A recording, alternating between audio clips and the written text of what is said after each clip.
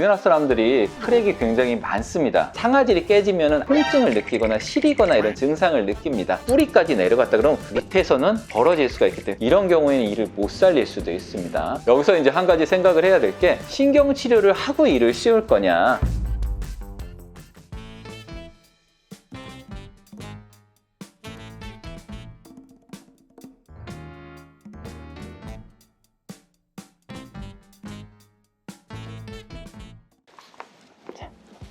안녕하세요. 환자 중심의 진료 철학을 실천하는 강북의 치과병원의 이상수입니다. 오늘은 치아 크랙에 대한 부분들을 한번 말씀을 좀 드리려고 그럽니다. 우리나라 사람들이 크랙이 굉장히 많습니다. 단단한 음식, 식감을 되게 좋아하세요. 저도 사실 오도독뼈 씹어먹고 이런 거 되게 좋아하거든요. 그래서 환자분들 많이 물어볼 때 내가 거울에 비춰보니까는 치아에 이렇게 선이 보이더라. 이거 가서 치료를 해야 되느냐? 이런 질문들을 하실 때가 좀 있어요. 치아는 제가 항상 말씀을 드리면 범낭질이라는 껍질층이 있고요. 그 속에는 상아질이라는 속살이 있고, 그리고 그 안에 이제 신경이 들어있어요. 범낭질이라는 것 자체가 치아를 보호해주는 역할을 해요. 범낭질 같은 경우에는 약간 금이 가도 치료를 권해드리지는 않아요. 왜냐면 얘 하는 일이 원래 그거고, 상아질까지 금이 간다. 상아질 안에는 세포에 돌기가 들어있어요. 그래서 상아질이 깨지면 통증을 느끼거나 시리거나 이런 증상을 느낍니다. 그 정도 되면 치료를 좀 하시는 게 좋아요. 어떤 치료를 받느냐? 이를 씌워주는 크라운 치료를 받습니다. 그러니까 금이 벌어지지 않게 잡아주는 거죠. 근데 이 금이 만약에 밑으로 내려갔고 뿌리까지 내려갔다 그러면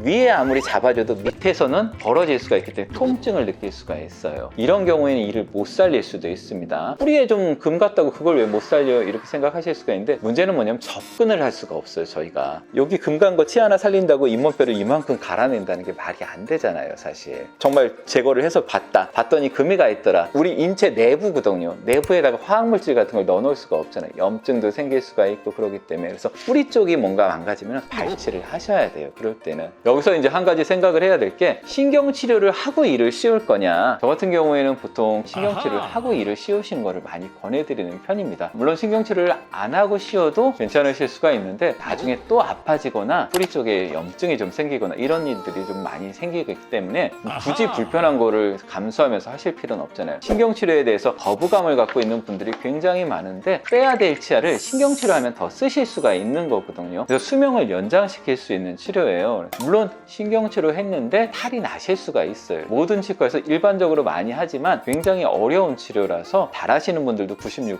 94%. 하지만 필요하다면 받으시는 게 좀 좋습니다. 구분할 수 있으면 팁을 좀 주실 수 있을까요? 집에서 거울을 봤을 때.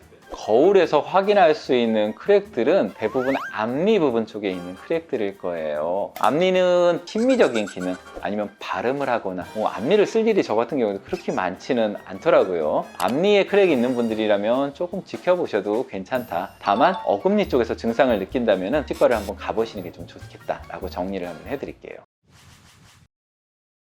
사진에 있는 분 같은 경우에는 충치가 아닌가 이렇게 생각이 좀 될 수도 좀 있어요. 치아를 삭제를 해보면 정확하게 이렇게 금이 가 있는 것들을 좀 보실 수가 있어요. 이게 어디까지 내려가 있는지 저희도 판단을 잘 못할 때가 있거든요. 하지만 일단은 치아를 좀 살리는 게 저희 목적이니까 이런 경우에도 보통 크라운까지 하는 경우가 많이 있습니다. 일단은 크라운까지 다 해서 써봤는데 안 아프네요 하시면 다행이고, 씹었더니 아파요 라고 하시는 경우들이 있어요. 그런 경우에는 이제 뿌리까지 금이 가 있는 것 같네요 라고 말씀드리고 발치를 해드리는 수밖에 없거든요. 지금 와갖고서는 이거 못 살리니까 빼고 임플란트 하자 그러면 이중으로 손해본 거 아니야, 이렇게 생각을 하실 수가 있어요. 근데 대부분의 치과에서 나중에 임플란트를 하시거나 이렇게 됐을 때 비용을 좀 빼드립니다. 그 부분에 대해서 이중으로 비용 들어갈 거는 그렇게 걱정을 안 하셔도 되세요. 내가 시간 낭비한 거는 어떻게 할 거야? 라고 이제 또 물어보시는 분들이 있으실 수 있어요. 그 치아를 살려보려고 노력도 투여를 했고 보철물까지 다 만들어 왔었는데 그걸 병원에서 다 손실을 입는 셈이거든요. 환자분들의 이제 최대한 치아를 살리기 위해서 한 노력이기 때문에 좋게 생각을 하시고, 이 병원이 어쨌든 최대한 내 치아를 살리려고 노력을 해주는 병원이구나, 이렇게 생각을 해주시면 좀 감사하겠습니다.